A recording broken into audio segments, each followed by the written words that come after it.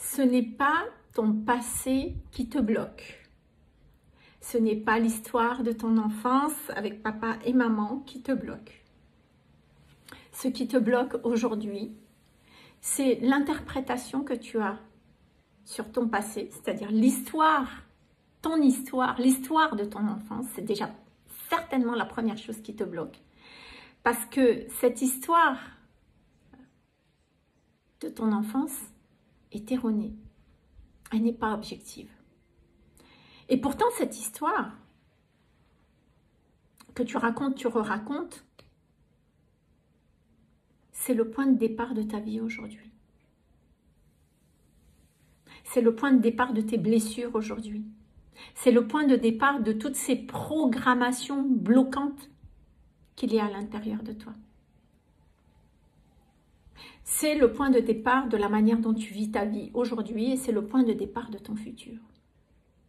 Si tu te poses et que tu te dis que l'histoire de ton enfance, que tu racontes là comme étant vraie, était en réalité erronée et pas objectif, elle est incomplète, alors là ça pose problème. Parce que c'est la construction de toute une vie qui est remise en question. La construction de toute une vie qui part sur une base qui est fausse. Alors vous me dites, mais alors là, c'est chaud. Ben oui, c'est chaud. Mais si vous tombez sur cette vidéo, c'est que vous êtes prêt à entendre ça.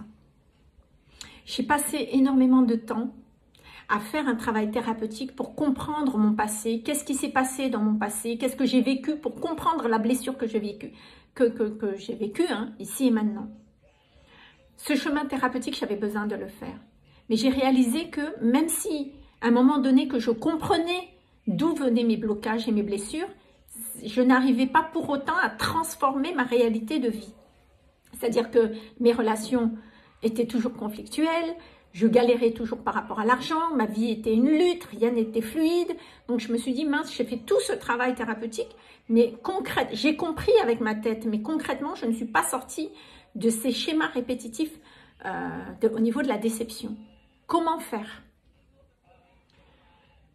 Eh bien, quand on se pose, et je me suis posée, je me suis dit, mais peut-être que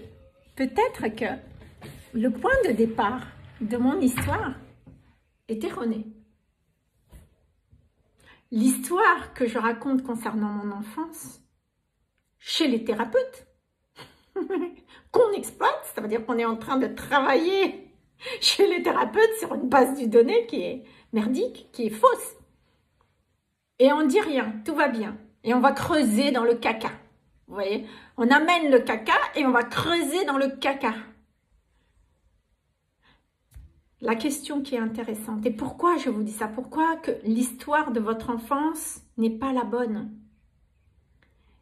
Mes amis, l'histoire que vous racontez de votre enfance, elle est vue, perçue, ressentie. Par qui? C'est ça la question. Par qui? Par l'enfant blessé. L'histoire que vous racontez a été racontée parce que cette histoire a été vue, perçue, vécue par l'enfant que vous avez été, l'enfant blessé. Ce qui veut dire que la situation globale, ce qui s'est passé à ce moment-là, n'a été raconté que de par une perception limitée venant de l'enfant. Une perception limitée, en plus une perception qui est lue à travers un filtre émotionnel. Donc ce n'est pas objectif, 2 fois moins objectif. Et par un enfant. Aujourd'hui, quel âge vous avez? Et vous vous dites que vous êtes en train de bâtir votre vie sur une histoire qui a été construite par un enfant qui a peut-être eu 5 ans, 8 ans. Vous comprenez ce que je veux dire? Peut-être qu'à un moment donné, si vous tombez sur cette vidéo-là, c'est important pour vous de revoir. À un moment donné, il faut changer la version de votre histoire. Changer la version de votre histoire, elle est importante. Parce que rien qu'en faisant ça, vous allez dissoudre un nombre de blessures qui n'existaient pas en réalité, qui n'étaient pas d'actualité en réalité, un nombre de blessures qui ne sont que des inventions de votre tête, mais qui n'existaient pas en vrai. Ce qui veut dire qu'à un moment donné, c'est important de se poser et de se dire, est-ce que finalement, je n'ai pas chargé mes parents bien plus que ça ne devrait l'être? Est-ce que je ne suis pas devenue l'agresseur de ma situation en pointant du doigt mes parents?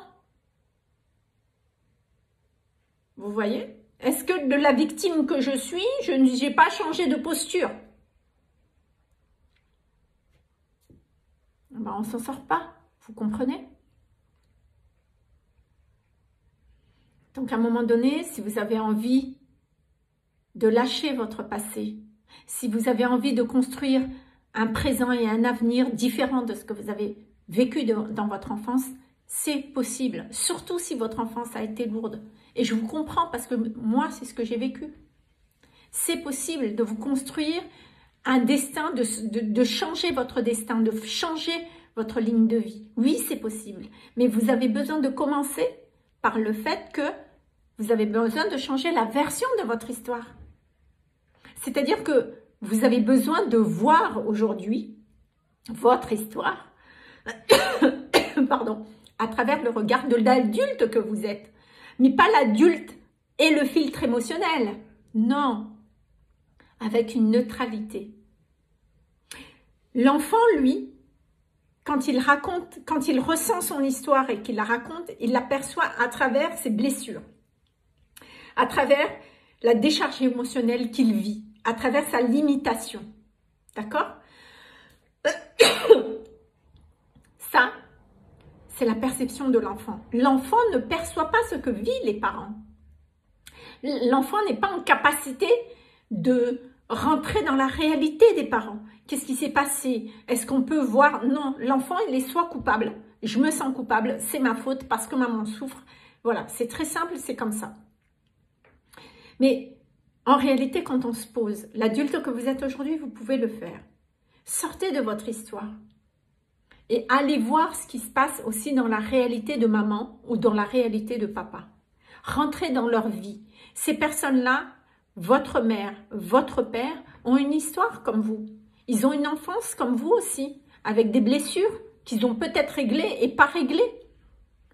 Et ces parents-là que vous voyez, c'est pas parce qu'on est parents que impunément, ça veut dire qu'on est des adultes qui sont prêts, on n'a plus de blessures, mais pas du tout. Pas du tout.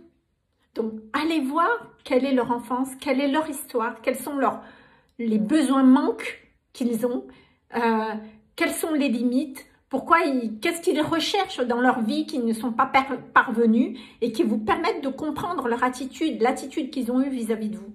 Et vous allez voir que aussi, quand on va aller visiter ce qui se passe dans leur vie, ça permet de mieux comprendre que effectivement, les actes qu'ils ont posés n'étaient pas forcément, vous allez voir que majoritairement, ce n'est pas des actes qui sont dirigés en méchanceté par rapport à l'enfant. C'est forcément relié à leurs blessures, à leurs propres limitations. Alors, ça ne veut pas dire comprendre les parents, comprendre la réalité des parents, ça ne veut pas dire accepter l'inacceptable et pardonner l'impardonnable. On est d'accord? Ça ne veut pas dire excuser les actes que certains parents ont posé vis-à-vis de vous, mais pas du tout. Mais c'est juste une façon d'avoir une clarté, en tout cas, de ce qui s'est joué vraiment pour vous, de façon à ce que vous puissiez changer peut-être la version de votre histoire. Ce point de départ, il n'est peut-être pas aussi lourd que vous croyez. Peut-être que vous avez besoin de leur rendre ce qui leur appartient à eux aussi. Peut-être que vous avez pris, dans cette histoire de votre enfance, vous avez pris en charge des choses qui ne vous appartiennent pas. Vous avez besoin de rendre ça à vos parents, mais ça va vous demander de comprendre leur histoire, de rectifier les choses. Je vous donne un exemple. Moi, j'étais un enfant que ma mère a voulu avorter. Donc, en partant de là, bien sûr, dans tous les travaux thérapeutiques qui ont été faits, problème ultra-utérin, mémoire ultra-utérin, une mémoire ultra-utérine, il faut déprogrammer, ça vient de l'enfance. À ce moment-là, quand il y a eu cet avortement, et bien sûr, il y a déjà un rejet de vous, de votre âme, blablabla, blablabla. Donc, je commence avec une version de l'histoire, en plus validée par la thérapie, bien terrible, que ma mère, effectivement, n'a pas voulu de moi durant mon enfance, donc elle a voulu me rejeter. Mais quand je vais grandir, cette version-là est la même. Personne ne veut de moi. Je n'ai pas le droit d'exister. Donc, dès que j'existe quelque part, je m'exprime. Donc, dès que je m'exprime et que j'existe, eh bien, il y a quelque chose, je suis toujours confrontée à des relations de conflit. Pourquoi? Parce que ma version de l'histoire qui est que je n'ai pas le droit d'exister, c'est toujours la même chose à ma vie d'adulte. Donc, j'ai besoin de changer cette version de l'histoire. Donc, même si vous avez fait des thérapies qui ont validé des versions de l'histoire, changez-les. Parce que c'est cette version de l'histoire que vous avez amenée chez vos thérapeutes. Donc, ils ont exploité sur une version d'histoire qui est caca. Vous comprenez? Donc, en fait, là, changez la version de votre histoire. Et moi, qu'en est-il pour moi? Quand je me pose et que je vais aller visiter la réalité de ma mère, je me mets à sa place, qu'est-ce que je vois? Je vois une femme qui, à ce moment-là, a déjà un fils. Ils n'ont même pas assez d'argent pour vivre, pour manger. Même pas assez pour acheter le lait du petit. Moi, j'arrive 9 mois après. Ils se disent, on n'a pas d'argent. On a la difficulté à faire vivre le premier enfant. Comment on va prendre en charge un deuxième enfant en plus? Donc, je comprends bien que l'attitude de cette femme, dans toute la bienveillance et l'amour de vouloir apporter le meilleur à son deuxième enfant, se dit, je préfère enlever parce que, effectivement, je ne pourrais pas assurer, je ne pourrais pas donner le meilleur à cet enfant. Il n'y a pas de rejet. Il n'y a pas de ma mère a volontairement, elle n'a pas voulu de moi. Non, il y a une réalité qui explique, effectivement, si je me mets à sa situation, peut-être que j'aurais fait de même. Donc, il y a plus un acte d'amour de je veux tellement bien faire que je ne peux pas offrir le meilleur à cet enfant, donc je décide d'avorter. C'est un acte d'amour. Puis, cet avortement n'a pas fonctionné. Cette femme a fait le choix de me donner la vie. C'est un acte d'amour. C'est un acte d'amour et de se dire je vais assumer. Mon enfant est là, je vais assumer. On va faire le choix de faire de notre mieux. Et c'est génial parce que du coup, ça change toute la version de l'histoire. Et du coup, ma venue au monde, effectivement, depuis que je suis arrivée au monde, dans cette famille, ça a généré de l'argent. Ils ont évolué professionnellement. Ça, c'est la nouvelle version de l'histoire. C'est-à-dire que j'ai été aimée, j'ai été choyée, j'ai été porteuse d'argent. Mais mon ancienne version de l'histoire que j'ai amenée chez les thérapeutes, c'est je suis rejetée, j'arrive dans une famille qui n'a pas d'argent, je leur retire, tu vois, je leur mets dans une détresse financière. Donc, c'est la raison pour laquelle j'ai été dans une détresse financière pendant tant d'années. Alors qu'en changeant la version de l'histoire, ça m'a changé complètement mon destin et ma réalité de vie financière et aussi relationnelle. Donc, je vous invite à vous poser vraiment dessus, mes amis. Vous avez des questions, n'hésitez pas à venir me voir. Vous avez envie d'explorer et de changer la version de votre passé. Le programme Une Nouvelle Vie vous le permet. Vous avez besoin d'une séance diagnostique pour qu'on en parle. N'hésitez pas à me contacter avant. Voilà. Je vous dis à très vite. J'espère que cette vidéo vous a parlé. Likez, partagez-la sur vos stories afin que ça puisse ouvrir aussi les yeux à toutes les personnes de ce réseau, de façon à ce que tout le monde puisse changer son destin ici et maintenant. Voilà, et que vous soyez libre de ce poids de votre passé. À bientôt.